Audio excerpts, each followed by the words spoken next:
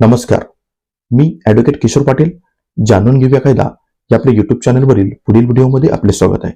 मित्रांनो, आजच्या व्हिडिओमध्ये आपण महाराष्ट्र शासनाने ग्रामपंचायत निवडणुकांसंदर्भात प्रशासक नेमण्याचा निर्णय घेण्यात आला होता.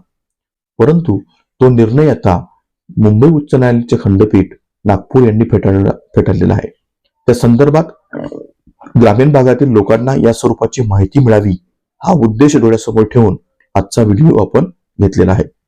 मित्रांनो, व्हिडिओला सुरुवात करण्या अगोदर तुम्ही जर आजपर्यंत आपलं चॅनल सबस्क्राईब केलं नसेल किंवा तुम्ही जर आज पहिल्यांदा आपल्या चॅनलला भेट दिली असाल तर ते चॅनल आज रोज लगेच सबस्क्राईब करा, जेणेकरून मी देत असलेली कोणतीही नवनवीन अपडेट ही तुम्हाला वेळोवेळी मिळत राहील.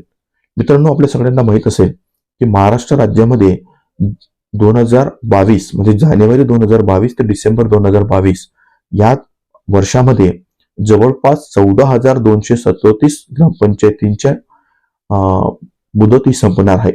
म्हणजे 14,237 ग्रामपंचायतींचा नवीन निवडणुका ह्या जाहीर होतील. परंतु 23 जानेवारी 2026 रोजी महाराष्ट्र शासनाने या संदर्भात एक परिपत्रक असं काढलं होतं की त्या परिपत्रकामध्ये ज्या ग्रामपंचायतीचा कालावधी हा संपलेला असेल त्या ग्रामपंचायतींसाठी प्रशासक नेमण्यासंदर्भातलं परिपत्रक महाराष्ट्र शासनाने निर्गमित केलं होतं. सदर परिपत्रकाला नागपूर खंडपीठामध्ये आव्हानित करण्यात आलं आणि त्या रिट याचिकेमध्ये असं सांगण्यात आलं की प्रशासकाची जर नेमणूक झाली तर अशा परिस्थितीमध्ये ग्रामीण भागातील विकास हा खुंटेल आणि ग्रामीण भागाचा विकास हा होणार नाही.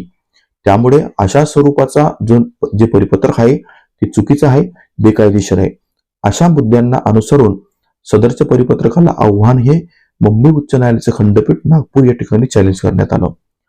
त्या संदर्भातली सुनावणी ही घेण्यात आली आणि त्या सुनावणीमध्ये महाराष्ट्र शासनाने 23 जानेवारी 2026 रोजी निर्गमित केलेलं प्रशासक नेमण्यासंदर्भात काढलेलं जे परिपत्रक होतं त्याला स्थगिती देण्यात आली.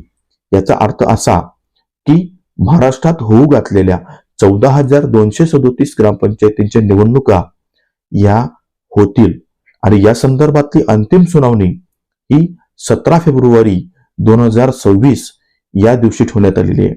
यामध्ये या संदर्भातला काय निर्णय येतो हे जाणून घेण्यासाठी तुम्ही आपल्या चॅनलला सबस्क्राईब करा आणि अशाच प्रकारच्या नवनवीन कायदेशीर अपडेट मिळवण्यासाठी आपल्या चॅनलला सबस्क्राईब करायला विसरू नका. धन्यवाद.